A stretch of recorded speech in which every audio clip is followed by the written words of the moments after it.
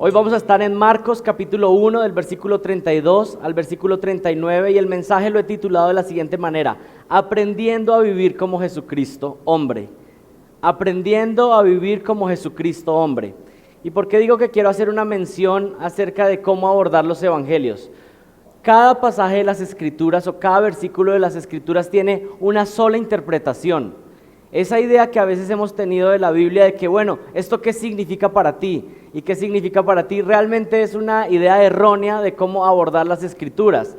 La palabra de Dios es inspirada por Dios, Él la reveló y tiene un solo significado. ¿Cuál es ese significado? El que su autor quiso dar. Lo que Dios quiso decir, eso es lo que nosotros buscamos cuando estudiamos la palabra, lo que su autor original, tanto el ser humano que lo escribió como su autor divino, y eso es lo que tratamos de descubrir. Y especialmente en esta primera sección de Marcos que hemos estado estudiando en las semanas pasadas y que vamos a continuar estudiando, Marcos está enfatizando algo. Marcos está enfatizando que hay unas credenciales que Jesucristo tenía para demostrar que Él no era un maestro cualquiera. No era un hombre cualquiera, sino que era Dios mismo que se había hecho hombre y que Él era quien iba a cargar los pecados de la humanidad. Jesucristo no era un hombre más, Jesucristo no era simplemente un profeta más, un buen maestro, sino que Él era Dios hecho hombre. Él era el Mesías prometido. Y esa sección que se está dando en los primeros capítulos de Marcos nos está mostrando que Él empezó a mostrar que tenía autoridad cuando enseñaba. Cuando Jesucristo enseñaba era completamente diferente a lo que otros habían escuchado.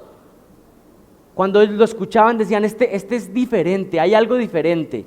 Pero Jesucristo también demostró su autoridad por medio de la autoridad que manifestó sobre los demonios. Jesucristo tenía autoridad sobre el mundo espiritual. Pero luego también Jesucristo manifestó su poder sanando a los enfermos. Y la semana pasada vimos que sanó a la suegra de Pedro de una fiebre que la tenía tumbada en cama. Y con todo esto Jesucristo, ¿qué estaba haciendo? No solamente estaba mostrando su bondad y su misericordia al pueblo, que por supuesto lo estaba haciendo, pero había algo principal, y era que Él estaba mostrando y dando testimonio de que Él era Dios. Que Él era Dios.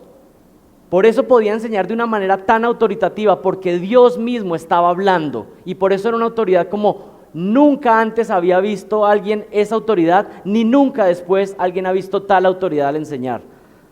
Que Él tenía autoridad sobre el mundo espiritual porque Él había creado todo lo que existe. Los ángeles y los demonios son creación y están bajo los pies de Jesucristo, y Él muestra esa autoridad. Pero también muestra autoridad sobre este mundo. Él tiene autoridad aún sobre las enfermedades. Si Jesucristo le dice a la fiebre que salga del cuerpo de alguien, la fiebre salía, porque Jesucristo es el Dios Todopoderoso. Y cometeríamos un error tratando de interpretar las Escrituras y viendo pasajes como los Evangelios o por ejemplo Hechos y ver que son narrativas, y nos equivocaríamos tratando de imitar absolutamente todo lo que pasa con Jesucristo y con los apóstoles, porque ciertamente ellos estaban testificando el mensaje de Dios, estaban dando una nueva revelación. Así que caemos en un error cuando queremos imitar todo, absolutamente lo que encontramos en las narrativas, porque era para situaciones particulares para Jesús y los apóstoles. Y más adelante, cuando Dios en su misericordia nos permita estudiar el libro de Hechos, aprenderemos mucho de eso, de cómo la narrativa no es normativa. Lo que se narra en las Escrituras no quiere decir que todo lo que sucedió en las Escrituras nosotros tenemos que imitar a todos. Es más, en las Escrituras a veces hay personas que pecaron, así que no estamos llamados a imitar eso. Pero hay otro tipo de situaciones donde hombres de Dios hicieron algo porque Dios les estaba capacitando para esa tarea, y no quiere decir que Dios ha capacitado a todos con esa misma tarea. Sin embargo, aunque no estamos llamados a imitar todo, sí estoy convencido que ¿cómo podemos vivir esta vida cristiana? ¿A quién tenemos que mirar para vivir la vida como realmente agrada a Dios? ¿Quién es nuestro ejemplo supremo? ¿A quién tenemos que poner nuestra mirada, nuestra atención? A Jesucristo. Y me llama la atención lo que dice Primera de Juan, capítulo 2, versículo 6. Lo estudiamos hace unas semanas con Michael Dennis en el estudio de Primera de Juan, pero dice así: el que dice que permanece en Él, el que permanece en Jesucristo, debe andar como ¿quién? Como Él anduvo, debe andar como qué, como Él anduvo. El que quiere, el que dice que anda en Jesucristo, pues debe andar como ¿quién? Como Jesucristo. Por supuesto, entonces, eso quiere decir que nosotros podemos ir a los evangelios e identificar qué parte de los evangelios nos están mostrando y manifestando algo de la humanidad de Dios. Y cuando Jesucristo está actuando como hombre, Él es el ejemplo perfecto de hombre. Y nosotros estamos llamados a imitar a Jesucristo como hombre, en sus acciones, en cómo vivir la vida. ¿Quién fue un imitador de Jesucristo y quién tuvo en su mente concentrado ser imitador de Jesucristo? En las Escrituras, ¿recuerdan? El apóstol Pablo. Y Pablo le decía a sus discípulos, a las iglesias que él ministraba, les decía: sed imitadores de mí, porque yo soy imitador ¿de quién? De Cristo. Qué lindo que eso se pueda decir de nosotros. ¿Usted podría decir con tal autoridad a alguien: imítenme a mí porque yo soy imitador de Cristo? Bueno, tal vez no, o tal vez no en todas las áreas, pero esa es la meta del crecimiento. Poderle decir a otros: ¿saben qué? Imítenme a mí porque yo estoy imitando a Jesucristo. Eso es lo que perseguimos. Bajo ese contexto, que podríamos decir un contexto de hermenéutica o de cómo interpretar las Escrituras, yo creo que en la sección de Marcos capítulo 1, del 32 al 39, podemos encontrar principios de cómo vivir la vida, a la luz de cómo vivió Jesucristo como hombre la vida. Aquí podemos encontrar 3 principios de cómo vivir la vida. Y le pregunto ¿a usted le gustaría aprender a cómo vivir mejor su vida? ¿Le gustaría mejorar lo que tiene en este momento?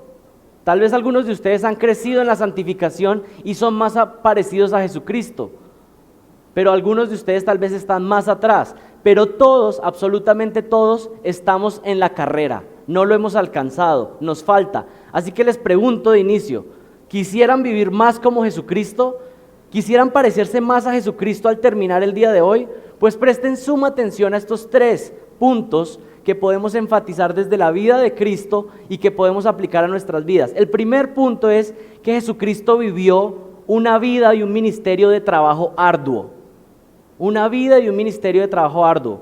El segundo punto es que Jesucristo vivió una vida y ministerio fortalecido en la oración. Fortalecido en la oración. Y el tercer punto que vamos a ver esta mañana es que Jesucristo vivió su vida como hombre, vivió su vida en su encarnación por prioridades, siendo guiado por prioridades. Son 3 puntos sencillos, pero que transformarían nuestra vida completamente. Si usted fuera alguien que trabaja arduamente en la tarea a la que Dios lo está llamando, si usted viviera su vida en oración y si usted viviera su vida por prioridades, y lo vamos a ver con atención. Les pido que me acompañen a Marcos capítulo 1, versículo 32. Dice así la sección que vamos a estar estudiando del 32 al 39. A la caída de la tarde, después de la puesta del sol, le trajeron todos los que estaban enfermos y los endemoniados. Y toda la ciudad se había amontonado a la puerta. ¿Y sanó a cuántos? A muchos que estaban enfermos de diversas enfermedades, y expulsó a muchos demonios, y no dejaba hablar a los demonios, porque ellos sabían quién era él. Levantándose muy de mañana, cuando todavía estaba oscuro, salió y se fue a un lugar solitario, y allí oraba. Y Simón y sus compañeros salieron a buscarle, y le encontraron y le dijeron: todos te buscan. Y él les dijo que: vamos a otro lugar, a los pueblos vecinos, para que yo predique también allí, porque para eso he venido. Y fue por toda Galilea predicando en sus sinagogas y expulsando demonios. Oremos para que Dios ilumine y podamos entender este texto de la mejor manera. Padre, damos gracias por tu palabra y te pedimos que hoy no solamente exaltamos la autoridad de Jesucristo, sino que hoy queremos aprender de Él e imitarlo y aprender a vivir mejor nuestras vidas, vivir vidas que te traigan gloria, Señor. Ayúdanos a ser imitadores de Cristo. Trae luz a este pasaje y cambia nuestras vidas hoy, Señor. Cámbianos, por favor. Amén. Primer punto: Jesucristo vivió su vida, Jesucristo hizo su ministerio trabajando arduamente. Y si lo ponemos en nuestro lado, en nuestro papel, nosotros debemos vivir nuestras vidas trabajando arduamente, esforzándonos fuertemente. Miren lo que dice el versículo 32. A la caída de la tarde, después de la puesta del sol, le trajeron a todos los que estaban enfermos y los endemoniados. ¿Cierto? El Shabbat venía desde el viernes en la tarde hasta el sábado en la tarde. Y es muy interesante porque miren lo que dice el versículo 32. A la caída de la tarde, después de la puesta del sol, le trajeron todos los que estaban enfermos y endemoniados. ¿Por qué está enfatizando esto Marcos? Todo parece indicar que los judíos que habían escuchado a Jesús en la sinagoga antes no habían llevado a sus enfermos y a los endemoniados hasta que se acabara el Shabbat, porque había una ley en el Antiguo Testamento que decía que los judíos no podían hacer ningún trabajo, y específicamente podemos referirnos a Jeremías 17, 21 al 22, que decía que no llevarás ninguna carga en el día sábado. Así que eso es lo que está enfatizando en el versículo 32. Cuando cayó la tarde, cuando se acabó el Shabbat, todos dijeron, bueno, ahora sí podemos llevar a los enfermos, ahora sí podemos ir. Ellos eran apegados a la ley.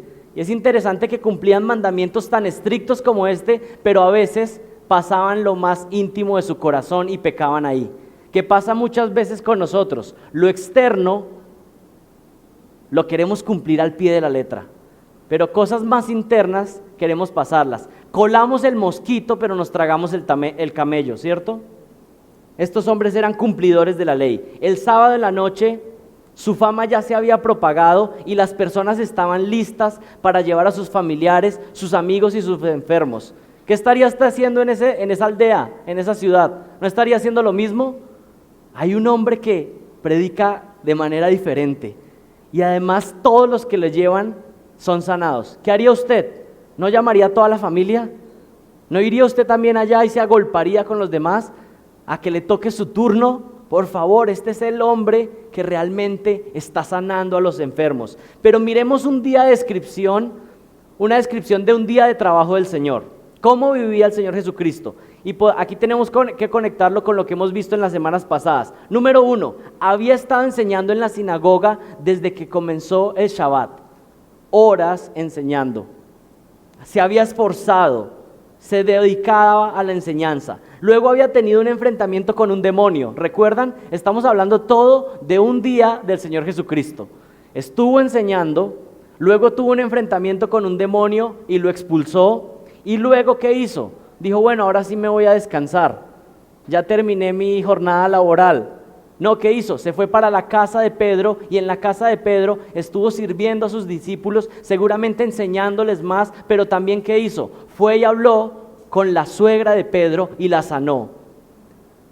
Y no solamente piense en el desgaste físico, sino que piense en el desgaste emocional. Las personas que han aconsejado a otros saben lo difícil que es, porque como que uno se va cargando también con todo la situación que está pasando con la otra persona. Y el Señor Jesucristo estaba cargando con todo ese peso emocional y físico.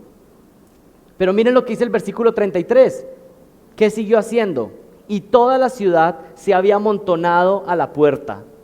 Había caído la tarde después de la puesta del sol y le trajeron todos los que estaban enfermos y los endemoniados. Y el versículo 33 dice que toda la ciudad se había amontonado a la puerta. Aquí podemos entender esta expresión de que toda la ciudad, como una hipérbole o una descripción como nosotros también diríamos. ¿Estaban absolutamente el 100% de los ciudadanos ahí? Bueno, seguramente no el 100%, pero era una descripción de que una gran cantidad, la mayoría, en un sentido se podría decir que toda la ciudad estaba ahí. Toda la ciudad se amontonó en la puerta. No nos dice exactamente qué puerta, podría ser la puerta de la ciudad, pero yo tiendo a inclinarme que está hablando de la puerta de la casa de Pedro. El Señor Jesucristo está en la casa y toda la gente llega a esa puerta, afuera de la casa, esperando cuándo va a salir, cuándo nos va a atender, cuándo es nuestro turno. Es posible que Jesucristo estuviera en la puerta atendiendo uno por uno, porque a veces pensamos que Jesucristo tal vez estas sanidades las hacía como, bueno, que se pare ahí una fila y como que ¡prum!, le lanza el poder, ¿cierto? A veces podemos pensar que fue así, pero no parece indicar esto los evangelios. Dice que Él tocaba a los enfermos y que cuando los tocaba sanaba. ¿Y qué implica eso? Que Él iba personalmente uno por uno, hablándole, escuchándole. entendiendo cuál era su situación y sanándolos. Y seguramente proclamando el evangelio de salvación, porque de nada servía sanar a alguien o que fueran expulsados los demonios si esas personas no escuchaban el evangelio. ¿Qué nos enfocaba? Que él proclamaba el evangelio del reino de Dios. Así que era un trabajo desgastante. Acompáñenme a Mateo capítulo 8, versículo 6. No es Mateo 8, 6, sino Mateo 8, 16. Discúlpenme. Y miren lo que dice este pasaje. Y cuando llegó la noche, le trajeron a él muchos endemoniados y con la palabra echó fuera a los demonios. Aquí podemos enfatizar algo y encontrar un poco más de detalle de lo que estaba pasando en esta escena. Y es que Jesucristo sanaba por medio de la palabra. Su palabra es la que tiene poder y echaba fuera demonios y los sanaba. Jesucristo no solamente escogió a unos enfermos, sino que sanó a todos. Todos los que fueron en ese momento, Él los sanó. Y el versículo 17 dice lo siguiente: para que se cumpliese lo dicho por el profeta Isaías cuando dijo: Él mismo tomó nuestras enfermedades y Él llevó nuestras dolencias. Jesucristo no estaba sanando por sanar, sino que Él estaba cumpliendo las profecías de que Él era el Mesías, que el Mesías llevaría nuestras cargas, nuestras enfermedades, y Él lo estaba ahí manifestando de manera literal. Ahora acompáñenme con sus Biblias a Lucas capítulo 4, versículo 41. Lucas 4, 41. Estamos viendo los relatos paralelos. Y recuerden qué pasa con los evangelios cuando vemos lo que dicen cada uno en una escena. Es como si tuviéramos 3 camarógrafos, ¿cierto? El camarógrafo Lucas, el camarógrafo Mateo y el camarógrafo Marcos, contándonos diferentes aspectos de una misma escena. Eso es lo que encontramos. Lucas 4:41 dice: al ponerse el sol, todos los que tenían enfermos de diversas enfermedades los traían a él. Aquí podemos enfatizar otra cosa: no eran cierta clase de enfermos, no eran enfermedades sencillas o simples. ¿Qué clase de enfermos le llevaban? ¿Qué dice ahí? Toda clase de enfermos. Jesucristo no era el sanador que decía: bueno, vamos a hacer los milagros que son así fáciles de disimular. Vamos aquí a sanar y digamos que tenía dolor de cabeza y le hacemos ahí algo externo y que después parezca que no tiene dolor de cabeza. No, estamos hablando de sanidades milagrosas. ¿Y qué son sanidades milagrosas? Que hay un paralítico que tiene sus músculos contraídos, que no son fuertes porque nunca han caminado, y que Jesucristo le toca y esos músculos empiezan a restaurar y a tomar fuerza. Y una persona que no era capaz de caminar puede levantarse en un momento, y hay un milagro específico ahí, que nadie puede negar. Ese es el punto de un milagro, que nadie puede negar que es un milagro, porque es algo completamente sobrenatural. Por eso no se dejen engañar con tantos milagreros que hay hoy en día, que hacen un montón de cosas y todo queda como en tela de juicio. Y muchos que han investigado estos milagreros de hoy en día se dan cuenta que a veces o muchas veces son engañadores. Y algunos que han cotejado los videos se encuentran que a uno que lo sanaron en una campaña de milagros, luego se lo encontraron en otro país también que lo sanaron por el mismo milagro. Y ahí empieza uno a preguntarse: bueno, ¿qué pasó aquí? ¿Estos sí son realmente sanadores o realmente son personas que están estafando al pueblo? Jesucristo no era un milagrero falso, sus milagros eran poderosos porque Él era Dios mismo. Y luego Él capacitó a sus apóstoles con esa autoridad, por supuesto. Vemos la clase de ministerio que manifestó nuestro Señor, un ministerio esforzado hasta el agotamiento físico. ¿Recuerdan el Señor cuando iba en la barca con sus discípulos? ¿Qué le pasó? Durmió y descansó. ¿Y cómo era el sueño que tenía el Señor Jesucristo en esa barca? Que se estaba inundando la barca, ¿y qué pasaba? ¿Él qué estaba haciendo? Estaba descansando. Dijo: este es tiempo de descanso, y los discípulos estaban angustiados. ¿Qué pasa? ¿Que no ves que nos morimos? Y Él estaba descansando, mostrando su completa humanidad y mostrando que ahí, que tenía un espacio de tiempo, dijo: bueno, voy a descansar. Y los discípulos angustiados lo despertaron. Pero muestra un poco del agotamiento, de la clase de ministerio que hacía Jesucristo. Jesucristo no vino aquí de vacaciones. Jesucristo vino a desgastar su vida como hombre por la salvación de los seres humanos. Esa es la clase de ministerio Y ese es el clase de ejemplo que tenemos nosotros. Nosotros estamos llamados a vivir una vida esforzada. Hay personas que están esperando y uno escucha el comentario común: yo estoy esperando a ya no hacer nada. Yo estoy esperando un día que ya no me toque hacer nada, o sea que ya, como que, y hay esa imagen, ¿no? El día que yo esté en una playa mirando los cocos caer. Y ese es como la esperanza de alguien, ¿cierto? Miren, si usted realmente es una persona que quiere vivir como Jesucristo, pues piense que quiere vivir intensamente hasta el último día de su vida, para la gloria de Dios. Por supuesto hay momentos de descanso, por supuesto, el Señor nos manda a descansar también, pero nosotros, que se pueda decir de nosotros que desgastamos nuestra vida para que el Evangelio de Jesucristo se propagara. Y cada uno en sus tareas, en sus diversas tareas, también puede aplicar esto a su vida. ¿Vive usted una vida como la que vivió el Señor Jesucristo? ¿Es usted una persona que realmente se esfuerza por la tarea que Dios le ha dado? Hay personas que a veces piensan, bueno, se tiene que desgastar así los que están en el ministerio, los maestros de la iglesia, los pastores, los que enseñan, bueno, ellos que se desgasten, ¿cierto? Porque son imitadores de Cristo, pero no es lo que dice la Escritura. Todos estamos llamados a imitar a Jesucristo. Y aquí quiero enfatizar algo más.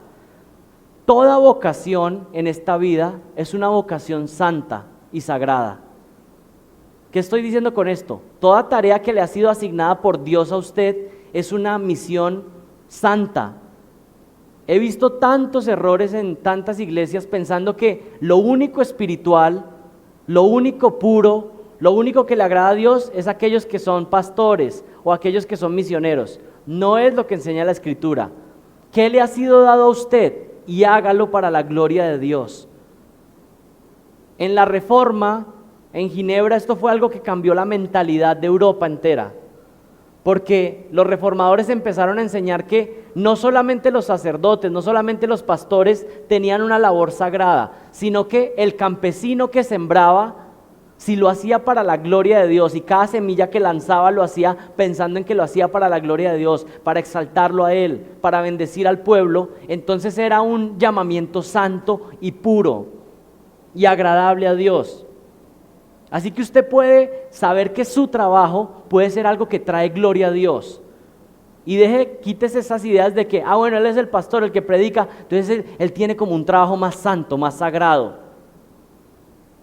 Todos estamos llamados para glorificar a Dios, traerle gloria a Él en lo que hagamos.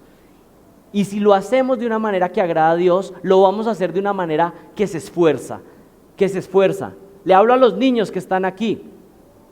¿Qué tienen que hacer hoy en día? ¿Cuál es su tarea? ¿Cuál es su trabajo? Seguramente estudiar. Mi pregunta para ustedes es, ¿estudian como Jesucristo hacía su ministerio? ¿Se esfuerzan de la manera que Jesucristo se esforzaba? Ahora le pregunto a las mamás que hacen homeschool, que educan a sus hijos en casa. ¿Hacen el homeschool en casa y educan a sus hijos en casa de la forma que Jesucristo hizo su vida y su ministerio? ¿De esa manera esforzada?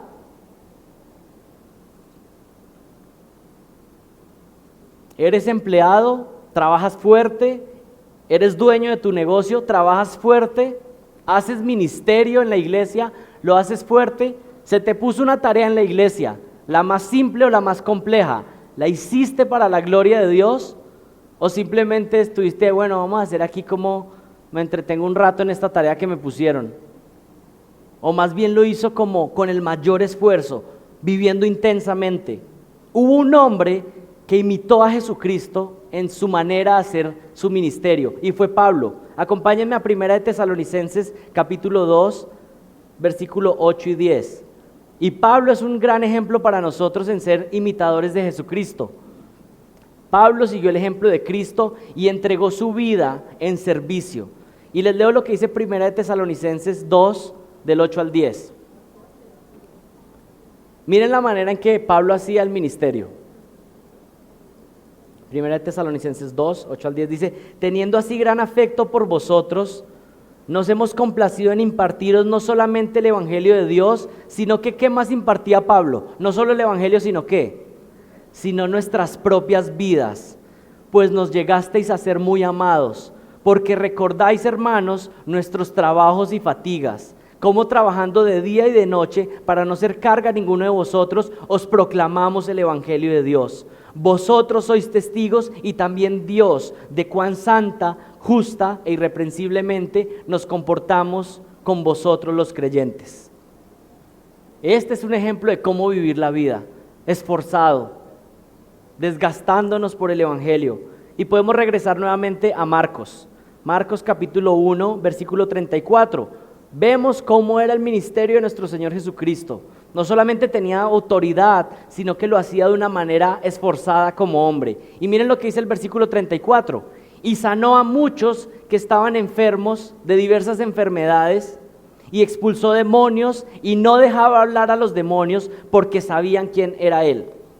Ustedes van a encontrar esta situación varias veces, pero especialmente en el Evangelio de Marcos. Jesucristo callaba a los demonios, pero a veces también callaba a los que Él sanaba. Les decía, quédense callados y simplemente hagan lo que la ley requiere. Y algunos se preguntan, bueno, ¿y por qué? No hay que hacer es todo lo contrario, ir y contar. Bueno, a esto algunos le han llamado el secreto mesiánico, o por qué Jesucristo detenía que algunos fueran y propagaran la idea.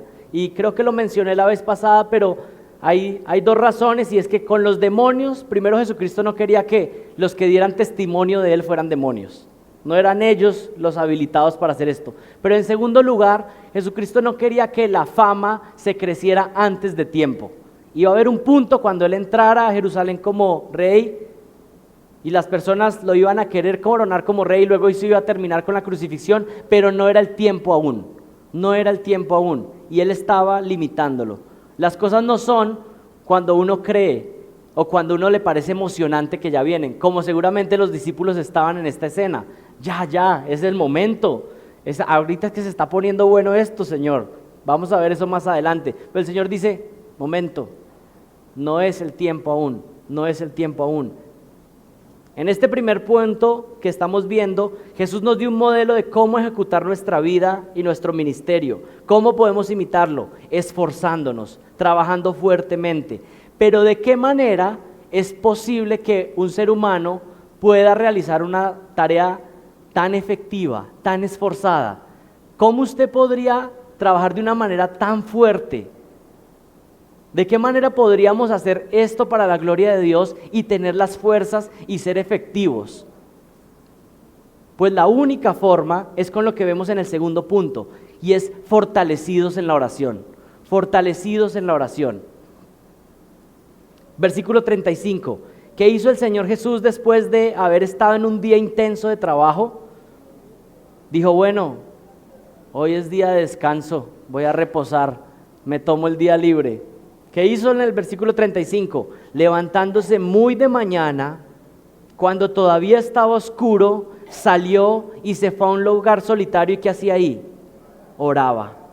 Podríamos concluir que Jesucristo se fue a orar antes de las 6 de la mañana, antes de que saliera el sol. Se iba allí. Pero algunas razones para esto. ¿Por qué Jesucristo iba temprano a orar? Es posible que fuera 3, 4 de la mañana, 5 de la mañana, no sabemos, pero era antes de que saliera el sol. Una razón para que Jesucristo lo hiciera a esa hora. Algunos piensan que bueno, a esa hora pasa algo más espiritual. Bueno, creo que podemos pensar en algo simple y sencillo. A esa hora no hay nadie por ahí. Así de simple y sencillo. Este es un tiempo de completa soledad y quietud. Nadie le iba a interrumpir en ese momento. ¿Por qué? Porque los demás estaban haciendo ¿qué? Durmiendo, mientras Él está levantado orando. Esto demuestra la prioridad de Jesucristo. ¿Con qué comenzaba sus días? Orando. Y por eso lo hace más temprano, como poniendo la prioridad, diciendo, si Jesucristo, si Dios es mi prioridad, si lo principal para mí es la comunión con el Padre, es lo primero que voy a hacer antes que cualquier otra cosa en el día. Y por eso se levantaba antes y decía, esto va a ser lo que va a comenzar mi día. Si voy a vivir mi día para glorificar al Padre, para hacer su voluntad, pues lo primero que voy a hacer en el día es ¿qué? Encontrarme con Él, encontrarme con Él. No hay nada de místico al orar a la madrugada, simplemente es el momento donde menos distracciones hay y donde realmente estamos diciendo, es mi prioridad, es lo primero que hago en el día. Jesucristo era fortalecido en su ministerio por medio de la oración, pero yo creo que aquí, en este versículo 35, encontramos algo que algunas veces no prestamos atención. Y es que a veces solamente enfatizamos que Jesucristo se estaba fortaleciendo espiritualmente como hombre. Y creo que eso es cierto, pero hay algo más. ¿Por qué Jesucristo ora intensamente y va en la mañana a encontrarse con el Padre? ¿Y saben cuál creo yo que es la respuesta? Porque Jesucristo, de todo lo que estaba haciendo, eso era lo que más anhelaba. Cuando estaba con enfermos, cuando estaba predicando, todo eso era en un sentido estar en convivencia con este mundo caído, Él siendo el Dios eterno. Y yo pienso que lo que está enfatizando es que Jesucristo, ese era su momento de descanso. El momento de oración no era su momento de esfuerzo, de mayor desgaste. Más bien ese era su momento de reposo. Ese era su momento de recargar energías. Ese era un momento donde no tenía que estar tan envuelto con la pecaminosidad de este mundo, ni hablando con demonios rebeldes, ni sanando enfermedades, sino hablando con su Padre en comunión. Jesucristo estaba en comunión con el Padre. La oración para Jesucristo no solo era una herramienta para ser fortalecido, más bien era un deleite que Él anhelaba. Él anhelaba estar en oración. Era seguramente el mejor momento de su día. Él no veía la oración como un requisito. Él no veía la oración como un legalismo frío con el cual tenía que cumplir todos los días para sentirse más espiritual. Él no veía la oración como algo que le cargara, sino que era su satisfacción. Y aquí usted y yo podemos ver a Jesucristo y entender un poco de lo que decía Benjamín esta mañana cuando nos explicaba que Dios es santo, porque es tan diferente a nosotros. Es tan diferente a nosotros. Jesucristo iba a encontrarse con el Padre porque era su deleite. Era lo que estaba esperando, y por eso es que encontramos en los relatos de los evangelios que estaba orando constantemente. Era como que cuando se podía escapar a orar, era lo que hacía. ¿Usted ha tenido algo que a usted le gusta mucho y como que se escapa a hacerlo una y otra vez? O tal vez son las redes sociales y cada que tiene oportunidad se escapa ahí un ratico. ¿Sabe qué hacía Jesucristo? Iba donde el Padre en el momento que podía. Era su deleite, era su gozo, era su alegría. Era el momento en el que podía apartarse de este mundo caído por unos minutos, por unas horas, y orar al Padre. La oración era para el Señor Jesucristo su refrigerio, el momento donde descansaba, donde se sentía más cómodo. Estando con el Padre en comunión, se sentía en casa. Y realmente pidámosle, y usted puede estar orando en este momento y decirle: Señor, yo quisiera eso, yo quisiera orar de esa manera. Yo quisiera que la oración eso fuera para mí, que fuera mi deleite, que estoy viendo cuando me escapo para hablar contigo, Señor. Y realmente es un momento de arrepentimiento, porque realmente así no vivimos nuestras vidas, pero podemos crecer, y podemos crecer en esa dirección de vivir nuestras vidas, en querer estar en comunión con el Padre, en estar en comunión con Él. ¿Cuándo oraba Jesucristo? Bueno, tenemos muchos manifestaciones de Jesucristo orando en los evangelios, pero les voy a mencionar algunas y les voy a leer los versículos. Si quieren ir ahí, pero voy a ir un poco rápido, así que pueden tomar nota. Cuando su fama se extendió, Él oraba. Cuando Él estaba viendo que estaba creciendo la fama y los discípulos estaban diciendo: este es el momento de que nos volvamos más famosos, Jesucristo decía: un momento, yo voy a orar. Lucas 5, 15 al 16 dice: y su fama se difundía cada vez más, y grandes multitudes se congregaban para oírle y ser sanadas de sus enfermedades, pero con frecuencia Él se retiraba a lugares solitarios y oraba. Él no estaba obnubilado con que mucha gente viniera, Él iba y oraba al Padre. Al tomar decisiones cruciales en su vida, oraba. Lucas 6 del 12 al 13, en estos días Él se fue al monte a orar y pasó toda la noche en oración. Cuando se hizo de día, llamó a sus discípulos y escogió 12 de ellos, los que también les dio nombre de los apóstoles. Antes de llamar oficialmente a los 12 discípulos, pasó toda la noche orando. Oraba para interceder por sus discípulos. ¿Recuerdan cuando Satanás le pidió al Señor Jesucristo que iba a zarandear a Pedro? Miren lo que dice: Simón, Simón, mira que Satanás os ha reclamado para zarandearos. Lucas 22, 31. para zarandearos como a trigo, pero yo he rogado por ti para que tu fe no falle, y tú, una vez que hayas regresado, fortalece a tus hermanos. Jesucristo oraba por sus discípulos para que no cayeran en tentación. Y aquí una nota, un paréntesis. ¿Sabe qué está haciendo Jesucristo hoy en día? Una de las tareas principales de Jesucristo hoy en día, en este momento, es interceder por su pueblo. ¿Usted sabía que si usted está en Jesucristo, Él está intercediendo delante del Padre por usted? Eso es hermoso y da seguridad y da confianza. Si usted tenía miedo, espero que esto le quite el miedo. No solo al iniciar su ministerio en el día, como ya lo vimos, sino al terminar. Algunos dirían, bueno, por la mañana sacaba un buen tiempo, pero ¿qué hacía cuando se terminaba la jornada? Marcos 6:45. Enseguida hizo que sus discípulos subieran a la barca y fueran delante de él al otro lado a Betsaida, mientras él despedía a la multitud. Final del día, despidiendo a la multitud, y el versículo 46 dice, y después de despedirse de ellos, ¿qué hacía? Se iba al monte a orar. Era tan impactante la vida de oración de Jesucristo que ¿qué fue lo que los discípulos le preguntaron? Enséñanos a orar. Nosotros pensábamos que sabíamos orar, pero ahora que te vemos a ti y vemos lo que es orar, enséñanos a orar. Y no es esa misma petición que tenemos hoy en día, Señor Jesucristo, enséñanos a orar, porque no sabemos orar. Enséñanos a orar. Señor, enseña a orar a Iglesia Bíblica Cristiana de Cali. Enséñanos a orar. ¿Qué aprendemos de la vida de oración de Jesucristo? Que muy contrario a lo que comúnmente pensamos de que no oramos por falta de tiempo, realmente no oramos por falta de interés en Dios. No oramos por falta de tiempo. Eso no es lo que nos impide orar. Usted y yo no oramos lo suficiente y de manera adecuada por falta de interés, por falta de amor a Dios. No amamos a Dios como deberíamos, no le deseamos como deberíamos, y eso en primer lugar debería llevarnos al arrepentimiento.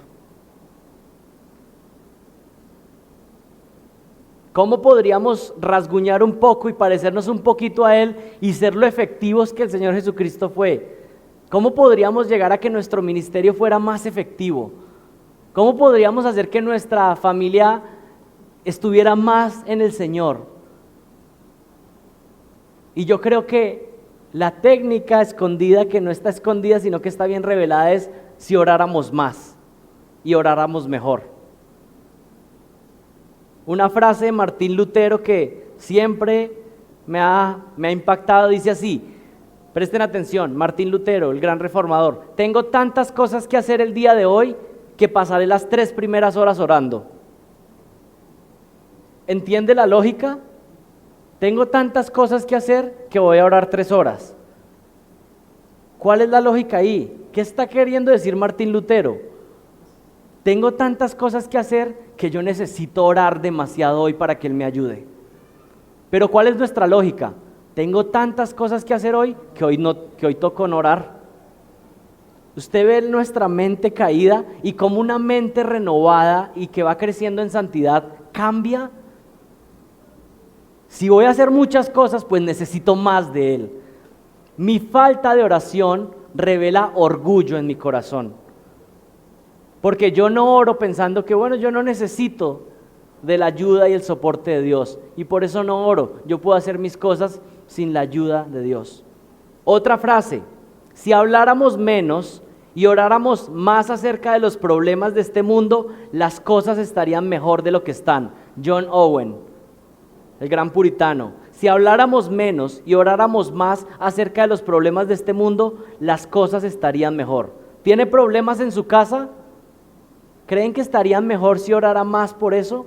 ¿Hay algo que cambiar en su propia vida, en sus hijos, en su esposo, en su esposa? Ore por ellos, ore por ellos. ¿Y usted cree que las cosas estarían diferentes si usted orara más por esas situaciones? Pero no lo hemos hecho. Oremos intensamente. Jesucristo vivió esforzado, Jesucristo vivió en oración, y en tercer y último lugar, Jesucristo vivió su vida guiado por prioridades. Regresen a Marcos capítulo 1, versículo 36. Notamos que Jesucristo es movido por las prioridades y no por lo que es aparentemente urgente. Ese es un gran principio para vivir la vida. Usted no tiene que vivir por lo que aparece que es urgente, sino por lo que es prioritario. Miren el versículo 36. Y Simón y sus compañeros salieron a buscarle, y le encontraron y le dijeron: todos te buscan. ¿Qué vemos aquí? Simón y sus compañeros seguramente se levantaron después de una jornada también esforzada. Ellos no estaban orando, por supuesto, pero se levantaron y vieron otra vez las multitudes. ¿Y qué hicieron? Fueron a buscarlo.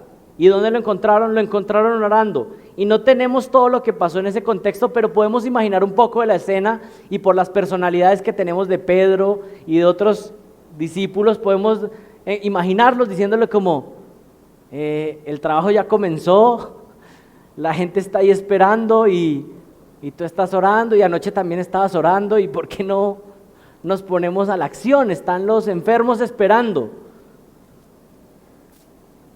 Todos te buscan, le dice. Creo que es momento de dejar de orar, es tiempo de ponernos a trabajar, pero hay una respuesta sorpresiva. ¿Qué diríamos nosotros? Hay más enfermos, hay más endemoniados esperando, pues ¿qué hay que hacer? Y póngase a pensar en que tal vez hay familiares ahí suyos, y usted dice: bueno, a unos ya los sanó ayer, ahora están llegando otros, seguramente de otras aldeas, de otros lugares, y usted se pregunta: bueno, ¿qué sería lo que tendría que hacer? Pues también hay que sanarlos, ¿no? Eso es lo que debería hacer, sanarlos a todos. Pero miren la respuesta del Señor en el versículo 38. Y Él les dijo: vamos a otro lugar, vamos a otro lugar, a los pueblos vecinos, para que predique, o esa palabra también se puede traducir para que proclame también allí, porque para esto he venido. Jesucristo había venido principalmente ¿para qué?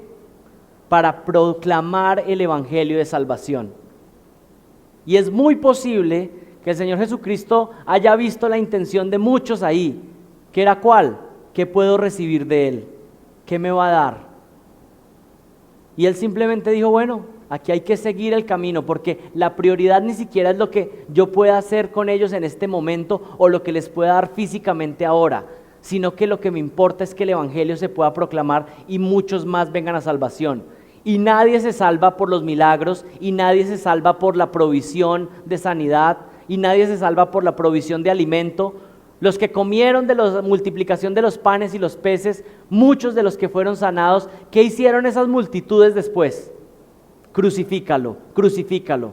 Los milagros no salvan.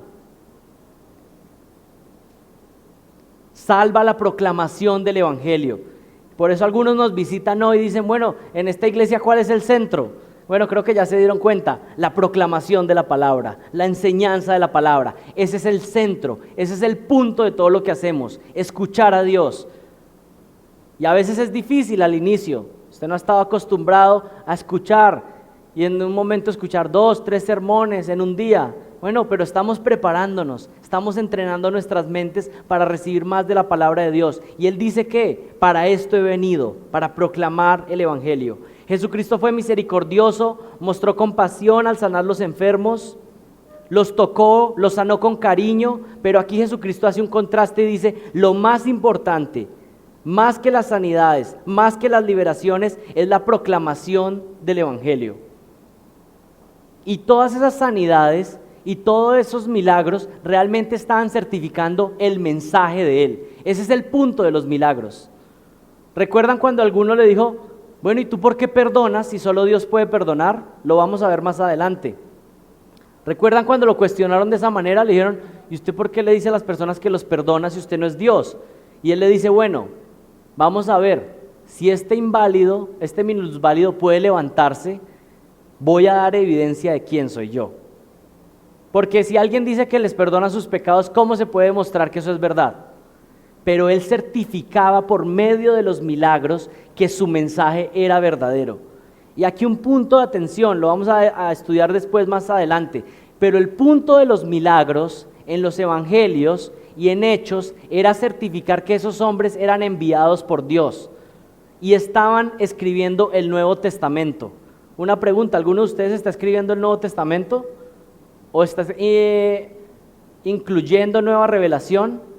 Bueno, ninguno de ustedes necesita ser certificado de manera sobrenatural.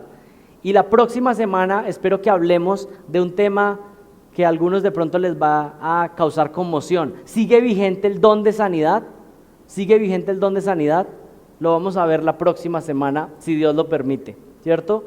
La prioridad era predicar el Evangelio y estas obras magníficas solamente estaban certificando que Él era el Mesías. Y regresemos allá, Marcos dice que Él dijo, vamos a otro lugar, a los pueblos vecinos, para que predique también allí, porque para eso he venido. Y fue por toda Galilea, predicando en sus sinagogas y expulsando demonios. Jesucristo no hacía lo que era urgente en su vida, lo que parecía apremiante en el momento, ni siquiera hacía solo las cosas que parecían buenas, sino que hacía lo que era prioritario, lo que estaba en su agenda celestial. Jesucristo tuvo un ministerio guiado por prioridades, y aquí podemos aprender algo sumamente práctico en nuestras vidas cotidianas. Debemos vivir nuestras vidas por prioridades. No actuamos según la urgencia del momento, no nos distraemos porque algo parece más importante si sabemos que hay una prioridad fundamental. Presten atención a esta frase. Hay muchas personas que hacen muchas cosas buenas, pero nunca hacen lo prioritario. ¿No le ha pasado en su vida que usted hace muchas cosas buenas, pero no hace lo prioritario? Y por eso usted se excusa, porque dice, bueno, yo no hice eso que era lo prioritario porque estaba haciendo cosas buenas, cosas que no eran pecaminosas. Una pregunta, ¿trabajar es algo bueno?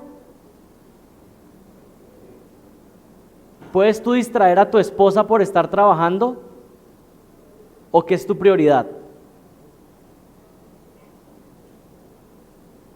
Pues si hay que reacomodar todo para demostrar que mi esposa es mi prioridad, pues hay que reacomodar todo. Porque si no, siempre vamos a tener la excusa de, es que yo estoy haciendo algo bueno. No hacemos cosas buenas, hacemos lo que es prioritario delante de la voluntad de Dios. Ahora estoy diciendo que hay que dejar de trabajar para dedicarse a la esposa. Algunas esposas estaban, amén, amén. Ahí sí les salió todo el... Bueno, no estoy diciendo eso, estoy diciendo que vivamos por prioridades.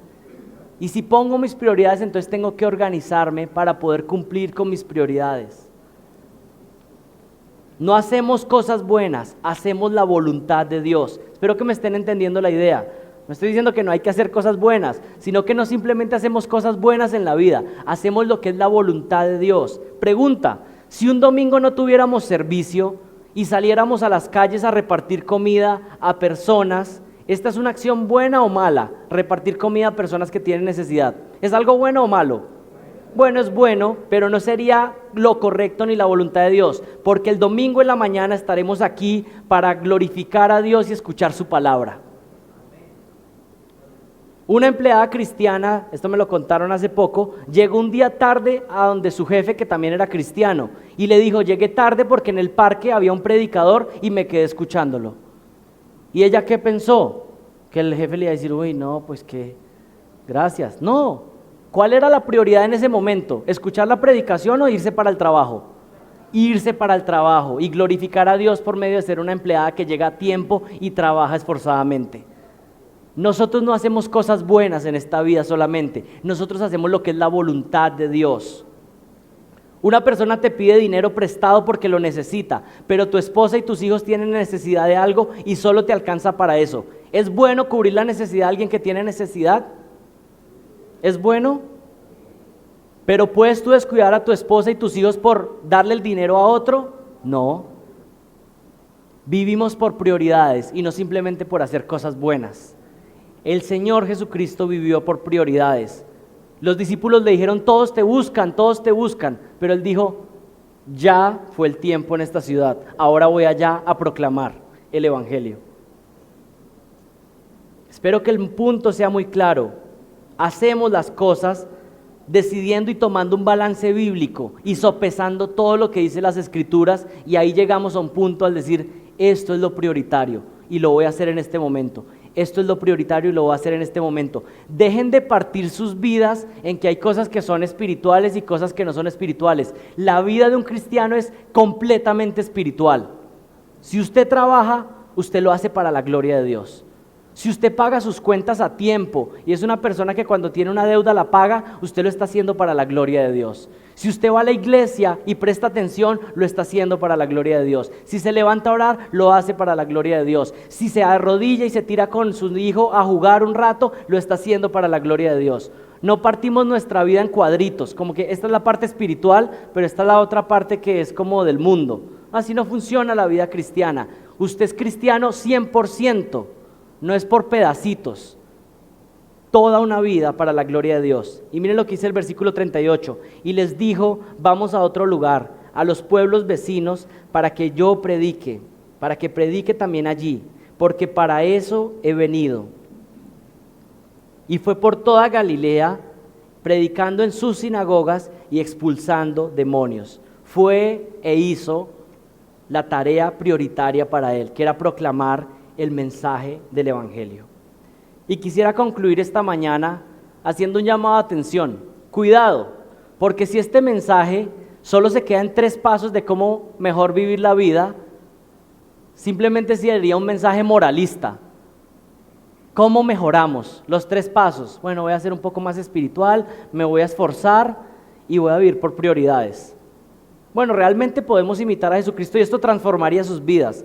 ¿Cambiaría su vida completamente si vive a la luz de estos ejemplos de Jesucristo? Completamente. Pero si nos quedamos simplemente en esa capa externa moral, hemos perdido la última hora de nuestro tiempo.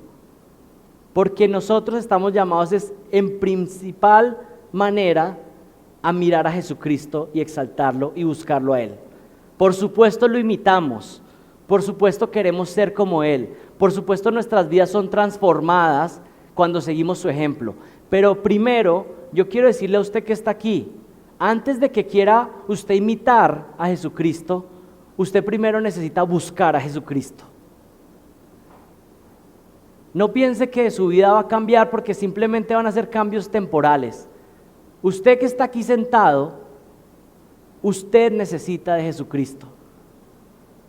Ese día el Señor estuvo ahí a la puerta y la puerta estaba abierta y Él atendía a enfermos y endemoniados. Y de una manera que podríamos llamar como analogía, la puerta sigue abierta y está aquí bien dispuesta. Y Dios completo, nuestro Dios eterno, está con sus brazos abiertos diciendo, ven, ven, estoy dispuesto a transformar tu vida.